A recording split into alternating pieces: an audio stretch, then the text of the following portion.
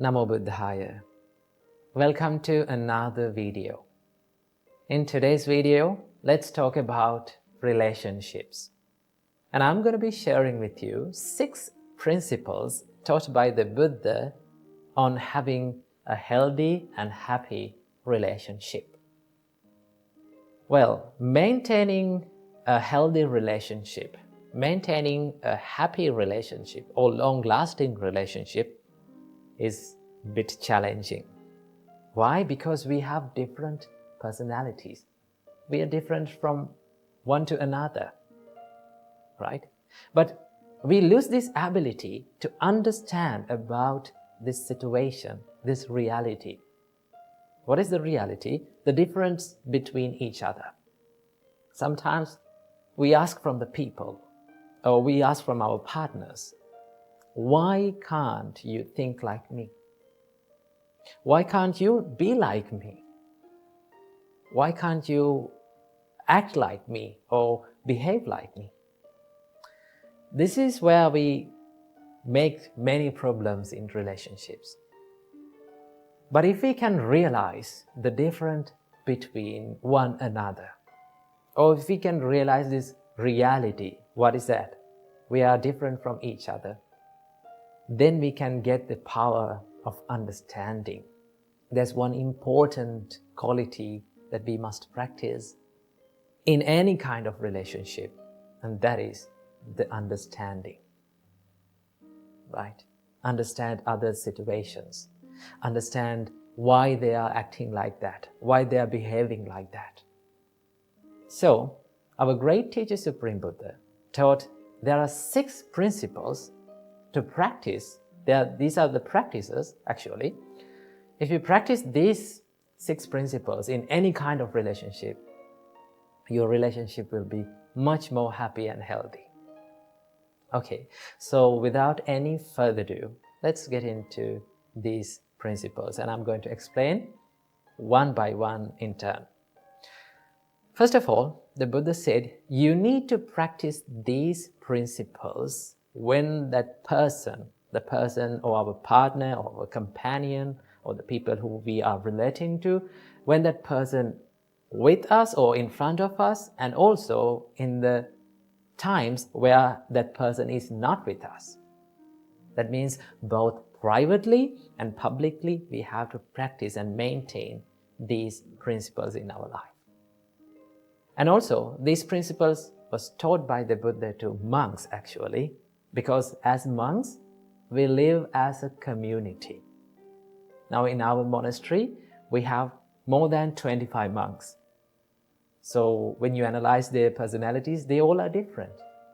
They all have different ways of lifestyles. So when we are interacting, there may be some problems. There may be some crashes. But if you practice these qualities, if we practice these qualities, there will be less problems. There will be less disagreements. So that is why Buddha taught us these principles. So this was originally preached by the Buddha to the monks actually. And also, you can apply these principles to your life also. So let's get into the first principle. Buddha said, you need to treat your spiritual companions, regarding to monks actually. Buddha said, you need to treat your companions with physical kindness, bodily kindness. What do you mean by bodily kindness? There are certain things that we can do from our body in order to show our kindness or show our compassion towards that person. It may not be big things like spending money on big things and buying big things to the person. But also, there are many things that we can do. There are little things that we can do for that person to create happiness on that person's mind. And also we can give that, by doing these things, we can give that idea that we value your life. That I value your being with me. So Buddha said, do the acts of loving kindness from your body. Maybe like helping in his career, maybe like helping in his household activities. If you take an example, like in a husband and wife relationship, you can share the things that you are doing in the life. We can help each other. That is one way of showing love and kindness to that person. And also we can show in many ways our love and kindness to these people. When you act from your body with love and kindness, that creates the mutuality between people. So the first principle is to treat people with physical kindness. Then Buddha said, as the second principle, treat the companions with verbal kindness. You can speak nice and kind and heartwarming words to them to create the happiness and create the pleasure in their mind. Each and every one of us likes to listen to pleasant words, right? We all surrender in front of the kindness, kind words, kind actions. So the first and second thing is to treat them with physical kindness and also with verbal kindness. And as the third principle, Buddha said, this is the most important principle, and that is, treat your companions with mental kindness. This is the important one. Why is that? Because if you generate these kind thoughts towards the people around you, in your mind, your thoughts become your actions. Then your actions will be more kind. Your thoughts become your words, then your words will become more kind. So as the third principle, Buddha taught us, treat your companion with mental kindness. Okay? So when you treat your companion with mental kindness, that means you are spreading this rays and this power of kindness towards them when that person is in front of us, and also in the times where he or she is not with us. We have to do it in the same way. That is the third one. And also as the fourth principle, Buddha said, you have to share without reservation. For the monks, Buddha said, if you get any kind of food or any something good to your life, you have to share that thing with your spiritual companions. Now we monks, when we get some food, we always try to share with our monks. So you can adopt that to your life. Whatever the things that you get, maybe like you had something very delicious food when you're working in a long distance place. And when you come home, or when you come to your partner, or when you come to that person, you can say, hey, I had this food, I had this delicious food. I need you to have that. That means you're sharing it. When you share without reservation, it creates the peacefulness and it strengthens the relationships. So sharing is one of the most key and important ingredients in relationships. And as the fifth principle, Buddha said, you have to be virtuous. What do you mean by virtuous? Now, in Buddhism, as normal people, in Buddhism, we practice 5 precepts. Buddhist people practice 5 precepts. Abstaining from killing beings, abstaining from stealing, abstaining from sexual misconduct, abstaining from telling lies, and abstaining from taking intoxicating drinks and drugs or alcohols. So these are the 5 precepts that lay people practice in Buddhism. So when you become more moral or virtuous, it creates the trust in people. Now there's in relationships, in normal relationships, in people, this third precept is very important. In third precept, it simply says, you are not cheating your partner. That means It creates the trust and loyalty between the partner and in the relationship. In any kind of relationship, trust is the foundation. Without trust, there is no use of a relationship. So when you become more virtuous, you will create the trust and loyalty in the relationship. And as the sixth and the final principle, Buddha taught us, you have to have a common view in any kind of relationship. That means, if you can, in a relationship, if both the people, or if everyone work for one dream, work to achieve one goal, that creates the peace in this relationship. Now, as monks, Buddha said you have to have one dream or one goal in your life. There's only one purpose of becoming a monk, and that is to end the sufferings of this long cycle of rebirth and to be enlightened. When all the monks get together and work for that dream, then that will be so much easy to live with them, right?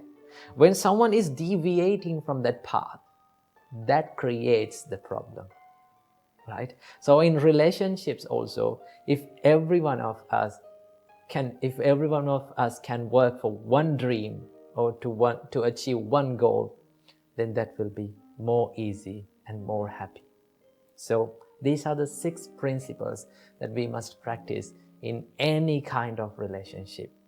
You can apply these principles to any kind of relationships, whether it is husband and wife, maybe like girlfriend and boyfriend, whether it is like parents and children, whatever the relationship is, you can apply these principles and make it more healthy and happy. So practice these principles, add them to your life, and make your life a better one. So I'm going to end this video with a nice quote that I've read. It says, all relationships go through bad times, but the real relationships get through bad times. So practice the principles and make your life a better one. Namo Buddhaya. Namo Buddhaya. A king wanted to write down a quote on his sword to not to be too much happy when he wins and to not to be too much sad when he loses. Now this king found out that his mind gets too much obsessed when he wins and his mind gets too much obsessed when he defeats. So he gave this job to write down a quote on his sword to his mentor. So the mentor thought for a while and he simply wrote down these amazing 4 words on his sword. It said, "This too shall pass." I'll repeat it again. This too shall pass. See, when we live in this world, there are worldly conditions that we have to experience in this world. The Buddha named these worldly conditions as 8 worldly conditions, Atta Loka Dhamma. In Dutiya Loka Dhamma Sutta, the Buddha explains this, that because the whole world revolves around 8 worldly conditions. And the 8 worldly conditions revolves around this world. What are these 8 worldly conditions? The Buddha explains that gain and loss is a worldly condition, and praise and blame is a worldly condition, and fame and disgrace is a worldly condition, and pleasure and pain is a worldly condition. So these are the worldly conditions that we go through and we experience in all of our lives. Now the problem is not having to go through these all worldly conditions. The problem behind this is our minds get too much obsessed with these worldly conditions.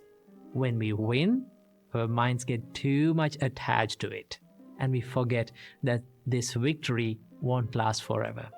And when we lose and when we defeat, when we fall down, our minds get too much obsessed with that defeat, and we think that this defeat, this sadness, this suffering will last forever. But in reality, all good things come to an end and as well as all bad things come to an end. Nothing lasts forever. So how can we live by not being attached to this winning and losing, and not being attached to any kind of these worldly conditions? Now, Buddha shows us the way to not to be attached to any kind of these things. The way to do that is to simply understand the nature of all these conditions. What is the nature? The nature of all the worldly conditions is they are subjected to change. Right? When you win, it is subjected to change. When you lose, it is subjected to change. And it is impermanent. Simply, you can remind it to yourself that this too shall pass. Okay? When you hit the rock bottom, when you go through problems, when you go through difficulties in your life, just remember to yourself that this too shall pass. This pain, this suffering too shall pass. And when you win, and when you're happy, and when everyone cheers for you around you, always remember to yourself that this is not going to last forever. This too shall pass. That is one of my favorite quotes that I read recently. It says, when you win, you are not good as you think you are. And when you lose, you are not bad as you think you are. So when you win, everyone will cheer to you, everyone will congratulate you, everyone will say good things about you, but always remember, you are a man. You are a human. You are imperfect. And everything is subjected to change. Now, this does not say that you should not enjoy winning. You should not enjoy victory. You can enjoy victory. You can be happy about it. But simply understand this winning, this victory won't last forever. And when you lose, you have to remember to yourself that you are not bad as you think you are. You can learn from your mistakes, you can learn from your fails, and you can always improve yourself and always think that this is not going to last forever. This pain is not going to last forever. By simply understanding that everything is subjected to change, nothing is permanent in life, will help you to achieve a happier and more fulfilling life by not being attached to any kind of these extremes. When you win, do not be too much attached to it. And when you lose, do not be too much attached to it. Then you will be happy. Imagine you're having a rough day and you're scrolling through social media. And you see these nice pictures, people are celebrating their life, having the best days in their life, celebrating and becoming happy. When you see these pictures, what do you feel inside? Sometimes we feel even more stressed and we feel like there's no value in our life.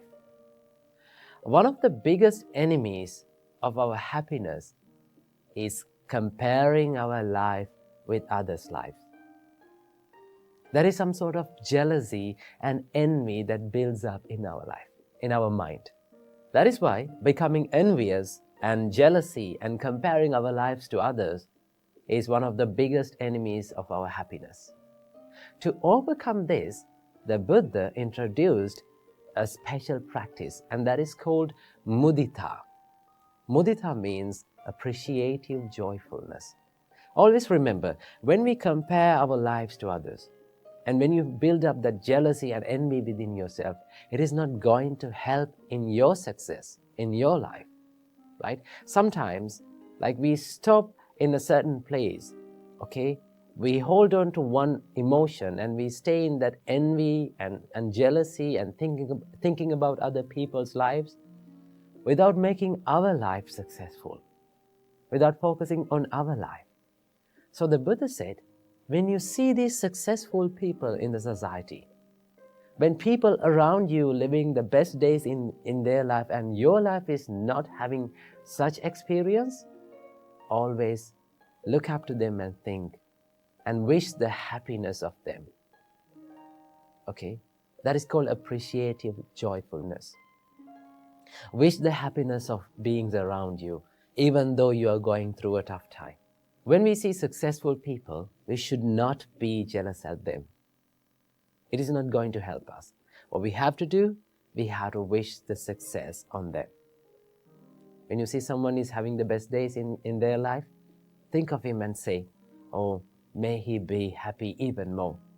May he have a prosperous and a happy life forever. If you do that, you're not going to give the space for that envy and unhappiness and that negativity in your mind. The more you practice this positive mindset, the more you practice this appreciative joyfulness, you can be happy about yourself.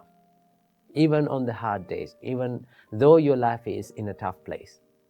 So that is why whenever we see successful people, people having a happy life, we have to wish the happiness of them.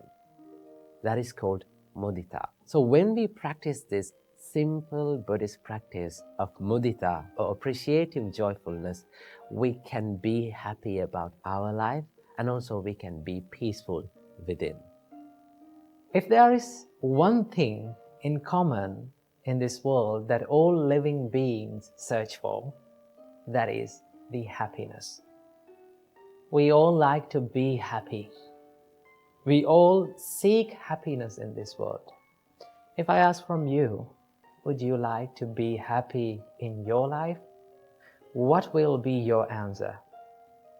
You will say, of course, I want to be happy in my life.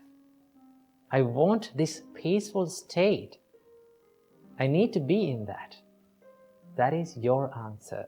That is the answer of all living beings. Buddha says that all living beings likes to be happy and they seek the happiness.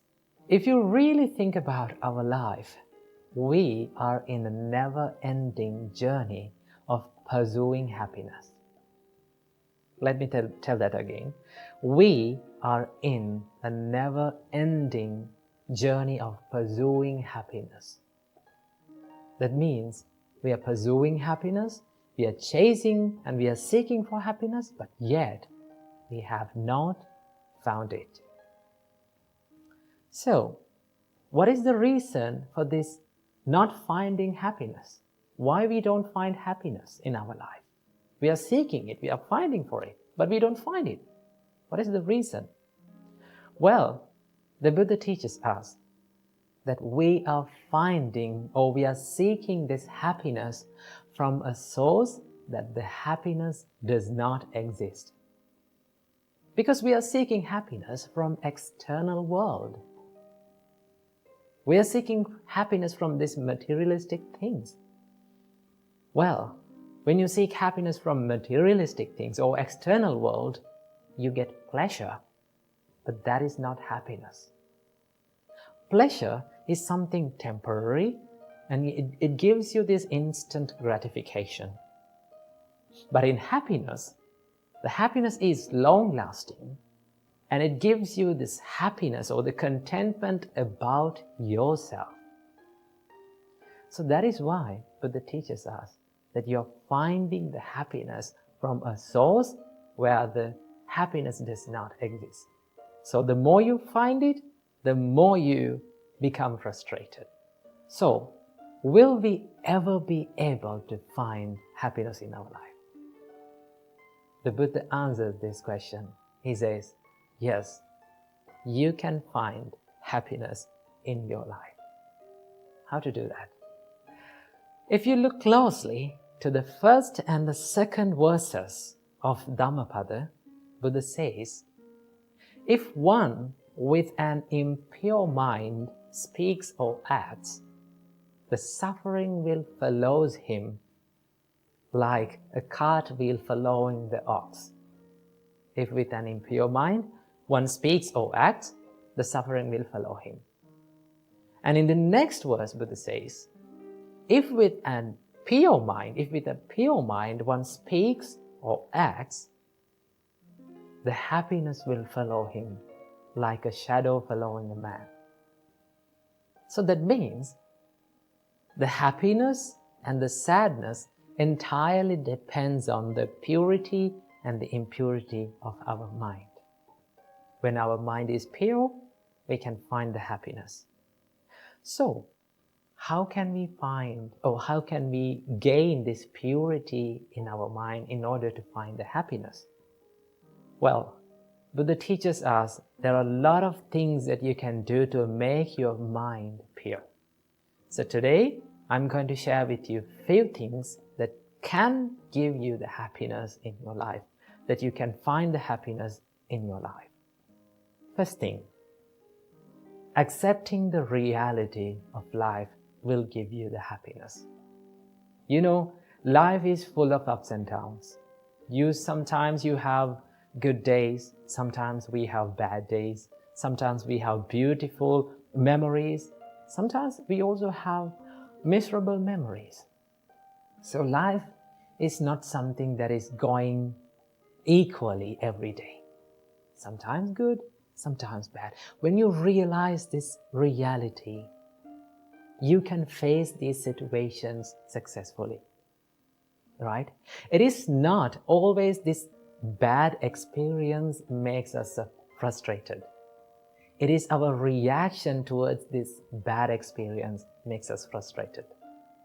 Whenever you get a bad experience or a bad day or a bad situation, tough situation, difficult situation, you have two choices. Either you can focus on the pain and feel miserable about that situation, or you can focus on the lesson that bad situation teaches us and learn from it and start growing your life. So, if you accept the reality of life, it is not temporary.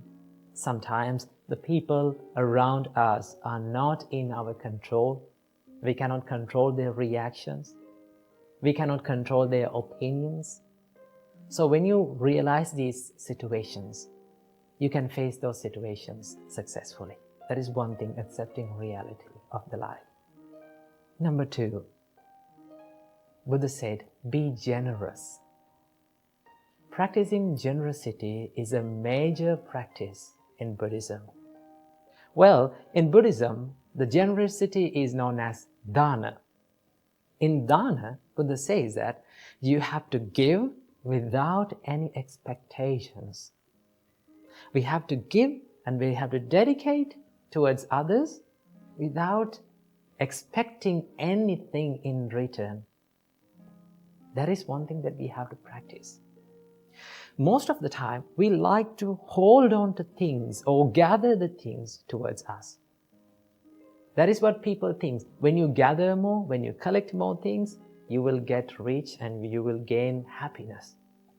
But that does not give you the happiness. It will give you the pleasure, but it is temporary. So what we have to do, Buddha says, be generous, give, help others, dedicate a part of your life on behalf of others. When you do that, when you become more generous, let's say like this, you gave some foods to a poor person, let's say like that. When you see that person is having those foods and overcoming his hunger and making his life much better, you can be happy by seeing that. When you become happy like that, you feel happy about yourself, right? Nothing can give you that happiness. Like by eating a good food, by dressing a nice dress, you cannot gain that happiness. You don't feel happy about yourself, right?